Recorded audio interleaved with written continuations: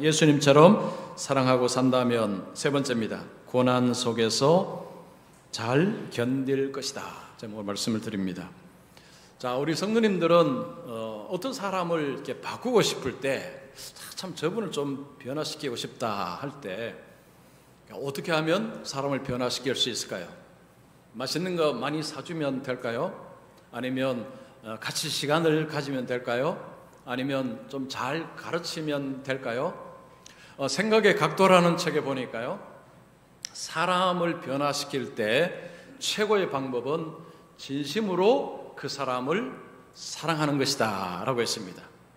어떤 사람을 변화시키고 싶을 때 그 사람을 진심으로 사랑을 하라라고 이야기합니다. 어떤 사람이 나를 정말 진심으로 사랑하게 되면 정말 그 사람이 나를 정말 진심으로 사랑합니다. 그러면 내 마음은 어떨까요? 그 사람을 향해서 마음이 갑니다. 그리고 그 사람을 사랑하는 마음이 생깁니다. 자, 또 한 가지, 어떤 사람이 정말 진심으로 나를 사랑해 줍니다. 그러면 그 사람의 말을 비판적으로 이상하게 듣지 않습니다. 그 말을 그대로 받습니다. 정말 누가 나를 진심으로 사랑해 준다면 그 사람이 하는 말을 잘 듣는다는 것입니다. 우리의 삶이라는 것이 잘 안 바뀝니다.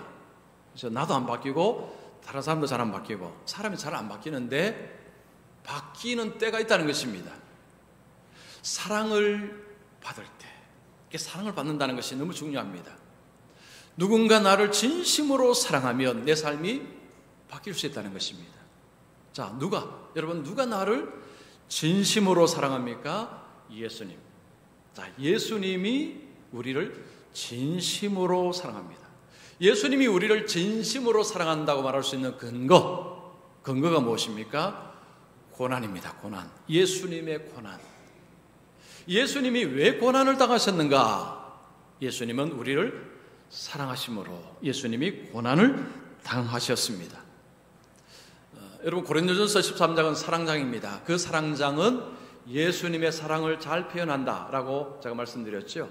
여러분, 7절에 우리 같이 한번 읽겠습니다. 시작. 사랑은 모든 것을 참으며 모든 것을 믿으며 모든 것을 바라며 모든 것을 견디느니라. 자, 이 사랑이라는 것이 참고 견딘다라고 이야기합니다. 참는다, 견딘다. 어떤 상황입니까?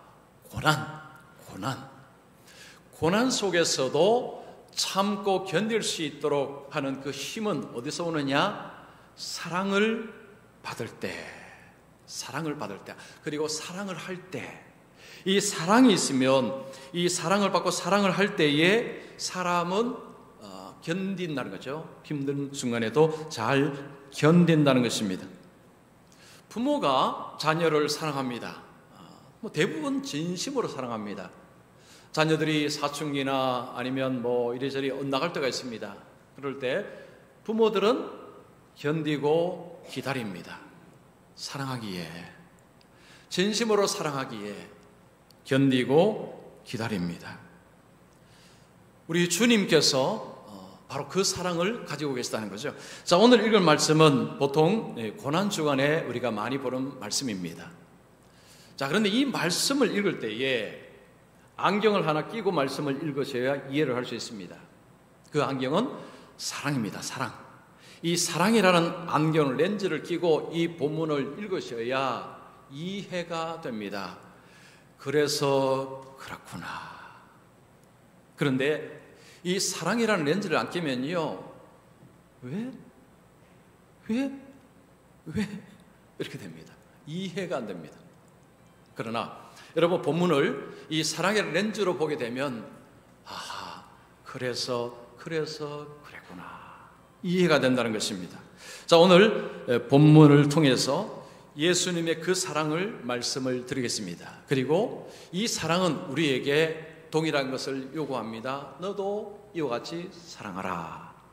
그런데 이 사랑을 우리가 먼저 알아야 그 다음이 가능합니다. 그래서 예수님이 나를 어떻게 사랑하시는지, 이 사랑이 어떤가 오늘 한번 같이 보겠습니다. 자, 첫 번째, 사람은 모욕을 당할 때 자기를 지키기 위해 대응을 한다. 대응합니다.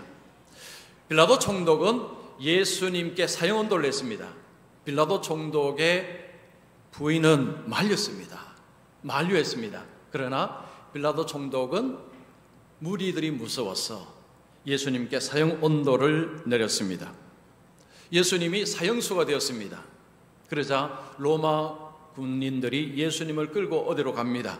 27절 보겠습니다. 이에 총독의 군병들이 예수를 데리고 관정 안으로 들어가서 온 군대를 그에게로 모으고, 자, 지금 이게 뭐 하는 장면인가 하면 예수님을 끌고 관정으로 들어가서 이제 로마 군대를 다 모읍니다. 여기서 뭐 하는 거 아니? 모욕, 멸시, 희롱, 조롱을 합니다. 이 유대인은 식민지 백성입니다. 그래서 로마 군인들은 이 식민지 백성 유대인을 거기다 놓고 온갖 희롱을 다 했다고 합니다. 예수님도 그 희롱을 당하십니다. 자, 먼저 그들이 뭐 하는 거 보십시오. 옷을 벗기고 홍포를 입힙니다. 홍포는 붉은 옷입니다. 28절 보시면 그의 옷을 벗기고 홍포를 입히며, 붉은 옷은 왕들이 입는 옷입니다. 예수님의 옷을 벗기고 붉은 옷을 입혔다. 왕처럼 그렇게 만들고 싶다는 것입니다. 그 다음 29절 보시면 가시관을 엮어 그 머리에 씌우고, 왕들은 왕관을 씁니다.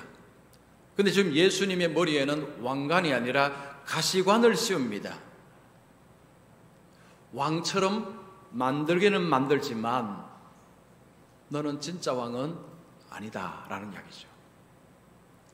그 다음에 갈대를 그 오른손에 들리고, 이 갈대를 오른손에 잡는다는 것은 황제가 홀을 잡는 것입니다. 이 홀은 지팡이 같은 거죠. 황제가 홀 잡듯이 예수님의 손에 갈대를 이렇게 잡게 해서 왕처럼 만들고자 한 것입니다. 지금 그들은 예수님을 희롱하기 위해서 이렇게 한 것입니다. 너가 왕이라며? 그래, 그러면 왕처럼 만들어주겠다 하고 지금 예수님을 그렇게 하는 것입니다. 자, 지금 그들이 예수님을 향해서 하고 있는 행동은 도를 지나쳐도 한참을 지나쳤습니다. 해도 너무 심했습니다. 예수님이 그들에게 무슨 잘못을 조금이라도 한 게 있습니까? 아무것도 없습니다. 근데 지금 그들이 예수님께 희롱하는 모습 보면요, 도를 넘어가도 한참을 넘어갔습니다. 이게 끝이 아닙니다. 자, 그들이 뭐 하는가 보십시오. 29절 보시면 하반절 보십시오. 유대인의 왕이여 평안날지어다. 그들이 무릎을 꿇고는 예수님 앞에서 무릎 꿇고 인사를 하는 것입니다. 이 모습은 황제 앞에서 이제 로마 군인들이 하는 인사입니다. 예수님을 왕으로 이렇게 만들어 놓고 그 앞에서 그런 행동을 취하는데 목적은 희롱입니다. 희롱, 모욕 주기 위해서. 이게 끝이 아닙니다. 또 있습니다. 30절 보십시오. 그에게 침 뱉고, 여러분 혹시 누가 여러분에게 얼굴에 침 뱉어서 당해 본 적이 있습니까? 없죠? 저도 지금까지는 이건 없습니다. 여러분, 어느 시대든 어느 문화권이든 사람의 얼굴에 침을 뱉는다, 이건 모욕 중에 최고의 모욕입니다. 이 모욕을 당할 때에 가만히 있을 사람이 어디 있겠습니까? 지금 그들은 예수님 얼굴에 침 뱉습니다. 끝이 아닙니다. 예수님 손에 갈대를 빼앗아서 그의 머리를 여기서 툭툭 계속 친다는 거, 한번 치는 게 아니고 툭툭 치는 것입니다. 제가 이거 설교 좀 하다가 하는 게 뭐 생각나냐면, 고등학교 때 선생님들 우리 머리 이렇게 툭툭 치는 거 있죠. 옛날에 고등학교 때는 막 밀대 자루로 그냥 막 패는 거, 보통 자주 늘 일어나니 아닙니까? 그것만 있습니까? 그 책 같은 거 있으면 나오라 그래서 그냥 머리 툭툭 치는 거 있죠. 근데 지금 예수님이 이 당하는 것은요, 그런 게 아닙니다. 학교 다닐 때 모욕을 느끼지도 않았습니다. 하도 맞으니까 그냥 그러려니 했죠. 자, 근데 지금 예수님 머리에 뭐 쓰여 있습니다. 가시관에 쓰여 있습니다. 가시관에 쓰여 있는데 거기다가 때리면 어떻게 됩니까? 이게 깊이 들어갑니다. 가시가 살 속으로 팍팍 들어갑니다. 그러면 거기서 피가 쫙쫙 흘러내리는 거죠. 여러분, 육체적으로 아픈 것은 당연한데 더 힘든 것은 정신적인 고통입니다. 지금 이 희롱, 조롱을 위해서 하거든요. 그래서 육체적으로 아픈 것은 뭐 당연하지만 그 육체적인 아픔보다 더 아픈 것이 정신적인 고통입니다. 지금 이들이, 로마 군인들이 예수님께 하고 있는 이 희롱, 조롱은요, 도를 넘어도 한참 넘었고, 어떻게 이렇게 할 수 있을까 정도로 지금 그들은 예수님께 엄청난 행위를 하고 있습니다.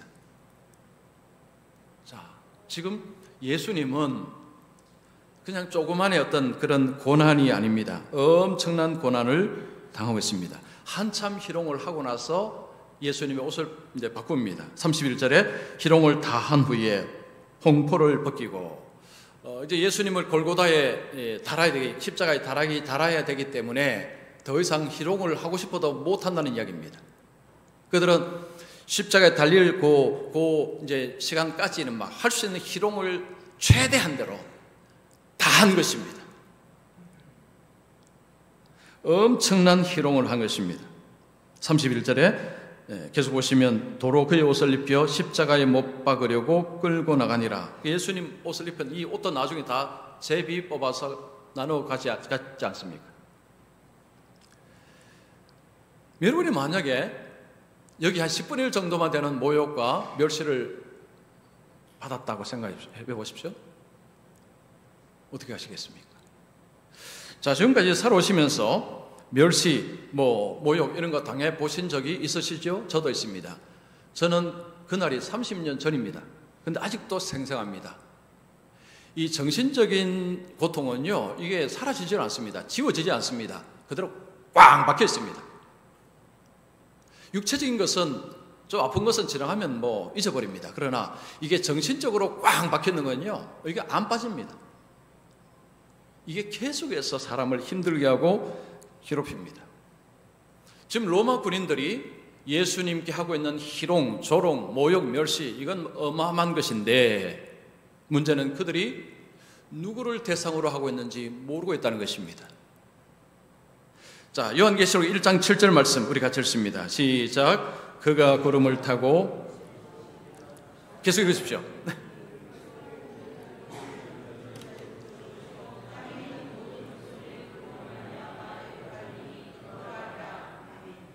네, 제가 안 읽으니까 안 읽을 수 있는데, 자, 여기 보면 그가 구름을 타고 오시리라. 각 사람이 그를 볼 것이다. 찌른 자들도 볼 것이고, 예수님은 왕으로 오십니다. 심판주로 오십니다. 처음에 오실 때하고는 완전히 다릅니다. 그러나 그 예수님을 보는 사람들마다 이제 다 다릅니다. 어떤 사람은 환호를 할 것입니다. 어떤 사람들은 이제 큰일 났죠. 자, 우리가 살면서 이런 모욕을 당하고 멸시를 당할 때 이거 참 참기가 쉽지가 않습니다. 제가 사장을 위한 심리학이라는 책에 보니까요, 어떤 이 사회심리학자가 미국에서 이 모욕을 당할 때 어떤 사람들이 어떻게 대응하는가를 20년 동안 추적 조사를 했는데, 사람들이 가장 많이 한 행동 뭘까요? 여러분, 모욕을 당할 때 한국이나 미국이나 이건 다 똑같습니다. 모욕을 당할 때 사람들이 일반적으로 하는 행동, 분노를 쏟아내는 것입니다. 가장 많이 하는 행동은 분노를 쏟아내는 것이라고 합니다. 사람이 모욕을 당하게 되면요, 이걸 견디기 어렵습니다. 바로 분노가 입에서 튀어나옵니다. 자, 사람들의 이 대응 방식을 크게 두 가지로 심리학자들이 나누고 있습니다. 하나는 소극적인 대응이 있고요, 적극적인 대응이 있습니다. 자, 소극적인 대응은 상대가 모욕을 할 때 이 속이 이제 화산이 되는 것입니다. 불불을 끓는 것입니다. 불을 끓으면서 어떤 사람은 이걸 그냥 이빨 꽉 깨물고 참습니다. 지금 내가 힘이 없어서 참는다 하고 그냥 참는데 얼굴에는 보이는 거죠. 또한 소극적인 대응은 이걸 입으로 발산하는 것. 이 두 가지가 소극적인 대응이랍니다. 이 이빨을 꽉 깨물고 확 내가 힘이 없으니까 잡는다 하고요. 입으로 뱉어내는 거. 결국은 이건 다 손해보는 행동이라는 거죠. 이게 이제 소극적 행동입니다. 적극적인 행동은 뭐냐? 대응은 뭐냐면 그 상대방을 역으로 해서 제압을 해버리는 것입니다. 그래서 상대를 꺼부러뜨리고 나를 높이는 것이 이게 이제 적극적인 대응입니다. 자, 사례를 하나 말씀을 드리면 어떤 작가가 책을 하나 썼습니다. 책이 참 많이 팔립니다. 그래서 사람들이 칭찬을 합니다. 시세 많은 다른 작가가 사람들 보는 앞에서 그 작가에게 말합니다. 책을 참 잘 쓰셨대요. 그 혹시 누가 대필 해주셨죠? 누가 대신 써주셨죠? 라고 한 것입니다. 이거요, 보통 모욕이 아닙니다. 본인이 열심을 썼는데 누가 대필을 해줬다라고 그렇게 말하는 것이요. 그때 이 작가가 그런 말 했습니다. 내 책을 칭찬해 주셔서 감사합니다. 그런데 누가 당신에게 대신 내 책을 읽어 주었죠? 받은 대로 돌려준 것입니다. 자, 여러분이 그 곁에 있을 때 누구를 향해 박수를 쳤을까요? 받아쳐서 이긴 사람. 모욕 준 사람, 박수 친 사람 아무도 없습니다. 그러니까 심리학책에서는 그런 이야기 했습니다. 이 소극적인 대응은 이건 지는 방법이라는 거죠. 이기는 방법은 바로 그겁니다. 받은 대로 돌려주면서 상황을 역전시켜서 상대를 떨어뜨리고 나를 이렇게 세우는 것. 여러분 영화나 드라마 같은 데 보면 막 이렇게 멸시당하다 나중에 뒤엎는 거 보면 어떻습니까? 통쾌합니다. 시원합니다. 이게 대리만족입니다. 대리만족. 우리는 그런 것을 보면서 좋아합니다. 세상은 그렇게 하라는 거죠. 자, 그러면 우리 주님은 어떻게 하셨습니까? 자, 소극적인 대응 하셨습니까? 지금 막 속은 불 끓어오르는데 그냥 내가 참는다 하고 참으시는 소극적인 대응 하셨습니까? 아니면 분노를 터뜨리셨습니까? 아니면 예수님의 그 언변으로 상대를 탁 납작 그냥 엎으셨습니까? 아닙니다. 아무런 그런 대응을 하지 아니하셨습니다. 자, 두 번째입니다. 주님은 모욕당할 때 우리를 사랑하셨기에 참으셨다. 자, 예수님은 소극적인 대응도 적극적인 대응도 하지 아니하셨습니다. 예수님은 그 고난을 그냥 받으셨습니다. 자, 우리 이사야 53장 7절 말씀 우리 같이 읽습니다. 시작.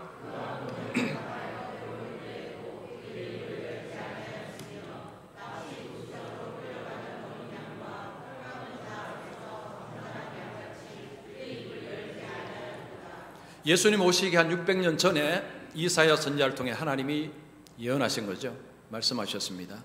메시아가 와서 잠잠한 양처럼 그의 입을 열지 아니할 것이다. 고난을 당할 때 예수님은 이 예언의 말씀대로 하셨는데 여기 중요한 것이 잠잠한 양같이. 이 표현은요, 지금 막 그 속이 막 펄펄 내가 가만두나 보자, 내가 지금은 참지만, 이게 아니라는 거죠. 이 고난을 예수님은 온몸으로 받으셨다는 것입니다. 이 고난을 예수님은 받아야 될 것으로 예수님은 받으셨다는 것입니다. 자, 그러면 성경은 왜 예수님이 그렇게 하셨는가를 이렇게 설명합니다. 갈라디아서 2장 20절에 자, 들어보십시오. 나를 사랑하사 나를 위하여 자기 자신을 버리신. 성경은요, 예수님이 왜 그렇게 하셨는가 하니 이게 나를 사랑하사 자기 자신을 버리셨다, 내어놓으셨다 라고 말씀하는 것입니다. 예수님께서 그런 고난을 당하셨을 때 왜 입을 닫고 그 고난을 오스란히 다 받으셨는가? 이유는 우리를 사랑하심으로. 사랑은 모든 것을 참으며 모든 것을 견디느니라. 예수님께서 하신 사랑, 이 사랑의 모습 7절에 우리가 보았습니다. 예수님이 이 땅에 오셨을 때 예수님은 마구간에 오셨습니다. 고난을 태어났을 때부터 고난 시작입니다. 애굽으로 도망갔어야 됐습니다. 예수님은 머리 둘 곳이 없다고 했습니다. 예수님의 삶은 계속 어려웠습니다. 제자들은 예수님을 배신했습니다. 예수님이 받으신 재판은 역사상 가장 불공평한 재판입니다. 많은 사람들이 그런 이야기합니다.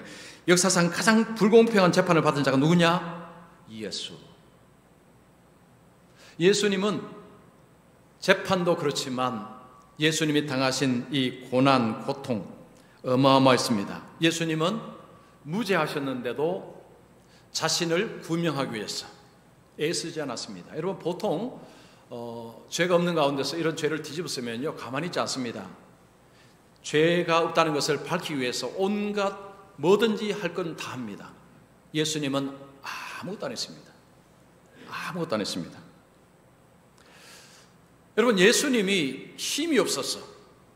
아무 힘이 없었어. 뭐 어쩔 수 없으니까 그랬다면 그건 사랑이라고 말할 수 없습니다. 그러나 예수님은 전능자입니다.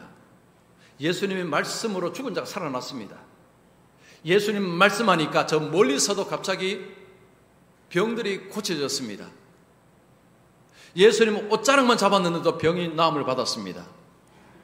소경이 눈을 떴습니다. 귀머리가 귀가 열렸습니다. 예수님은 전능자입니다. 하나님이십니다. 예수님이 말씀하시면 모든 것이 가능합니다. 예수님 말씀으로 그 군병들을 다 그 자리에서 그냥 그 자리에서 죽이실 수 있습니다. 그러나 예수님은 희롱을 받으셨습니다. 희롱을 온몸으로 받으셨습니다. 힘이 있는 분이 그렇게 했다는 것은 이유가 있는 거죠. 힘이 없는 분이 그랬다는 것은 이유가 없는 것입니다. 힘이 없으니까. 힘이 있는 분이 그렇게 한다는 이유가 있는 것입니다. 그 이유는 사랑이라고 이야기합니다. 예수님이 우리를 이렇게 사랑하셨다는 거죠. 예수님이 우리를 이런 식으로 사랑하고 계시다는 것입니다. 자, 그러면 이 사랑을 우리에게 주시고 나서 우리에게 뭘 원합니까? 너희도 이렇게 사랑하라. 자, 에베소서 5장 2절 말씀 이것도 같이 읽습니다. 시작.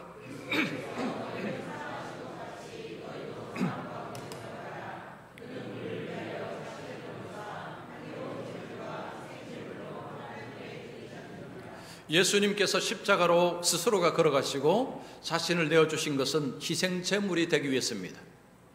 희생제물이 됨을 통해서 우리의 죄가 씻음받았는데 그렇게 스스로를 내어주신 데는 사랑이 있었다는 거죠. 예수님이 우리를 사랑하심으로 그렇게 하시고 그리고 우리에게 너희도 이렇게 사랑하라 라고 이야기합니다. 예수님께서 우리에게 사랑을 하셨을 때 그 사랑 자체는 굉장히 구체적입니다. 그냥 추상적이거나 그냥 뭉뚱그리는 사랑이 아닙니다. 알맹이가 있는 사랑입니다. 자, 오늘 본문의 쌀렘이 뭡니까? 참고 견디는 것입니다. 우리에게 원하시는 사랑도 그거죠. 너도 다른 사람 사랑하고 하나님 사랑하면서 다른 사람이 못마땅하고 다른 사람이 속썩이고 할 때 참고 인내하고 그래라는 것입니다. 이게 뭐라고요? 이게 뭐라고요? 사랑입니다. 주님이 우리에게 하시는 사랑입니다. 그 나를 바꾸는 인생 침략이라는 책에 보니까요, 사람을 움직이는 데는 크게 두 가지 힘이 쓰인다고 합니다. 첫 번째는 두려움, 두 번째는 사랑입니다. 사람을 이제 앞으로 나가게 하기 위해서는 두려움도 통하고요, 사랑도 통합니다. 자, 그러면 어느 것이 잘 먹히는가? 두려움이라고 합니다. 두려움. 여러분, 세계에서 가장 빠른 사나이는 우사인 볼트입니다. 우사인 볼트의 기록을 이제 깨는 것이 육상 선수들의 또 목표죠. 자, 그러면 우사인 볼트의 기록을 이제 깨도록 하기 위해서 육상 선수들에게 두 가지를 이렇게 합니다. 하나는 엄청난 상금을 약속합니다. 저 기록을 깨면 상금을 이제 엄청나게 주겠다는 거죠. 한 1,000만 불 주겠다. 뭐 이렇게 한번 생각해 보십시오. 그리고 또 하나는 그 뒤에 호랑이를 풀어놓는 것입니다. 자, 여러분, 호랑이 뒤에 풀어놓는 것하고 1,000만 불 상금 받는 것하고 어느 쪽이 우사인 볼트 기록을 깰까요? 호랑이 풀어놓으면. 그게 두려움의 위력이라고 합니다. 그래서 사람을 움직일 때는 두려움이 즉각적으로 통한다고 합니다. 그래서 역사 속에서 이 독재자들이나 이 아주 폭군들은 두려움을 가지고 사람을 조종을 했습니다. 그런데 이 두려움은요, 결과가 너무 안 좋습니다. 두려움으로 사람을 움직이면 그 안에 기쁨, 즐거움은 없습니다. 고통만 있습니다. 그러나 이 사랑으로 사람이 움직이면 그 안에 즐거움과 고통이 있다는 것입니다. 어떤 이제 이 총각이 있습니다. 어떤 처녀를 사랑합니다. 근데 처녀가 아가씨가 이제 병으로 수술을 해야 되는데 그 수술비가 좀 많이 듭니다. 이 남성이 운동선수입니다. 그 금메달을 따면 상금을 받으면 이제 여자친구 수술을 시켜줄 수 있습니다. 여자친구를 너무 사랑합니다. 자, 이때부터 이 사람은 뭘 하는 거 아니? 훈련을 받고서는 이제 거기에 우승 상금을 목표로 열심히 훈련합니다. 여러분, 훈련 과정이 얼마나 힘들겠습니까? 자, 그 여자친구를 너무 사랑해서 막 훈련을 할 때에 그 훈련을 어떻게 할까요? 감당해 냅니다. 그러면 얼굴에 막 짜증이 섞인 가운데서 이러면서 할까요? 아니라는 것이요. 내가 열심히 해서 상금 받으면 사랑하는 사람을 고쳐줄 수 있다는 그 기대감, 그걸 가지고 그 고난을 녹여냅니다. 이게 사랑이라는 것입니다. 이 사랑은요, 겉으로 볼 때는 실체가 없는 것 같은데 사람이 사랑을 하게 되면 아주 무시무시한 존재로 변한다는 것입니다. 그게 좋은 무시무시함입니다. 나쁜 게 아니고 그 안에는 즐거움과 기쁨이 있는 것입니다. 자, 어떤 죽음이 내게 말했다라는 책이 있는데 이 책에 나오는 이야기 하나 소개합니다. 이 책의 저자는 서울대학교 그 의과대학의 암 치료하는 의사입니다. 이분은 암 환자들을 치료하는데 어느 날 자신이 치료하는 한 여성이 이분에게 와서 선생님, 저 결혼합니다 라고 합니다. 그 의사분이요, 축하한다는 말을 못했다고 합니다. 왜냐하면 이 여성은 말기암 환자입니다. 1년을 넘기기 힘든 그런 상태입니다. 근데 선생님, 저 결혼합니다. 거기도 어떻게 축하한다는 말을 할 수 있습니까? 그래서 물었습니다. 혹시 신랑 쪽이 어떻게 지금 이제 이 형편을 좀 알고 있나요? 라고 물어봤는데 아가씨의 말이 다 알고 있습니다. 내가 암 환자라는 거, 그리고 항암 치료 받고 있다는 거 다 알고 있습니다. 그런 거예요.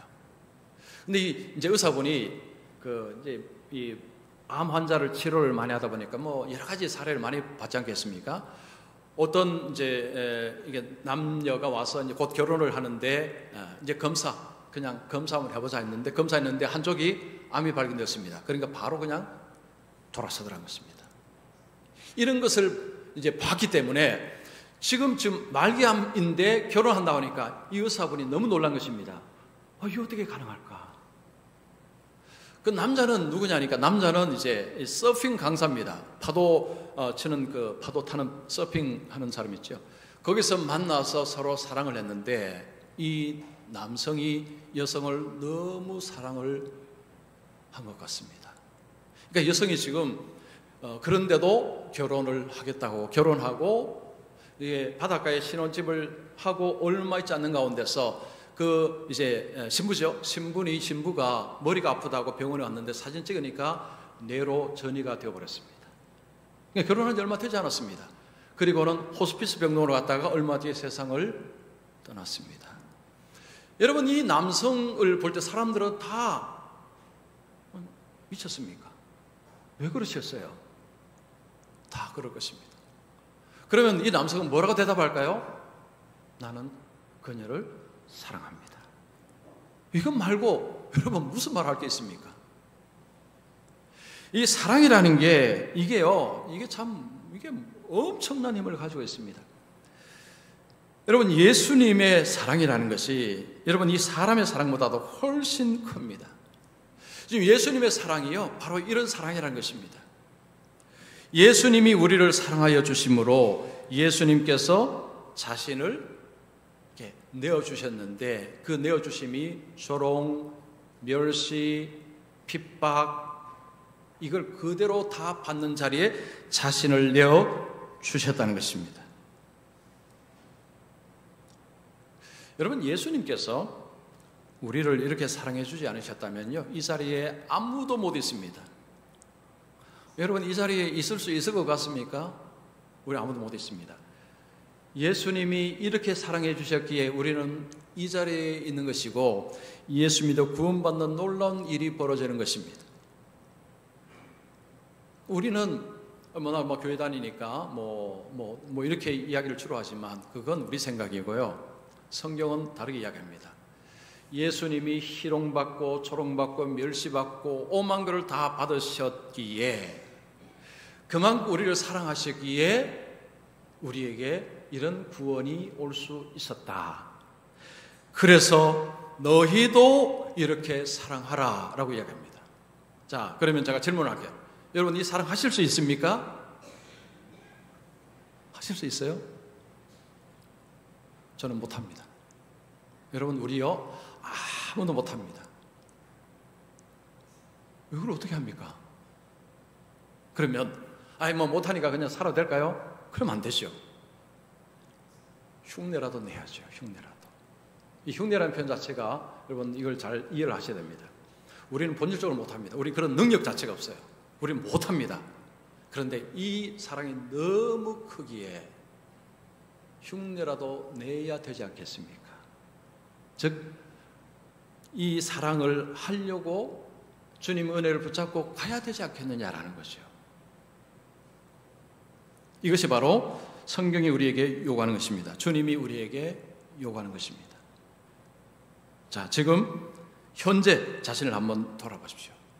내 속에는 사랑 게이지가, 여러분 사랑 게이지가 한 1부터 10까지 있다면 여러분 사랑 게이지가 한 몇 점 정도 있습니까? 5, 4, 3, 2, 1 주님은 엄청나게 사랑을 부어주시고 폭포처럼 부어주고 계시는 우리 사랑 탱크는 지금 뭐 말라갖고 지금 이게 뭐 있는지 없는지 뭐 혹시 이렇지 않습니까? 자, 주님은 내가 너희를 사랑한 것처럼 너희도 사랑하라 하셨습니다. 그래서 우리는 실력도 없고 우리는 능력도 없지만 그 주님의 사랑이 너무 고마워서 너무 감사해서 그래서 그 사랑을 우리는 그렇게 사랑하면서 살아보겠습니다 하는 결심, 결단이 필요합니다.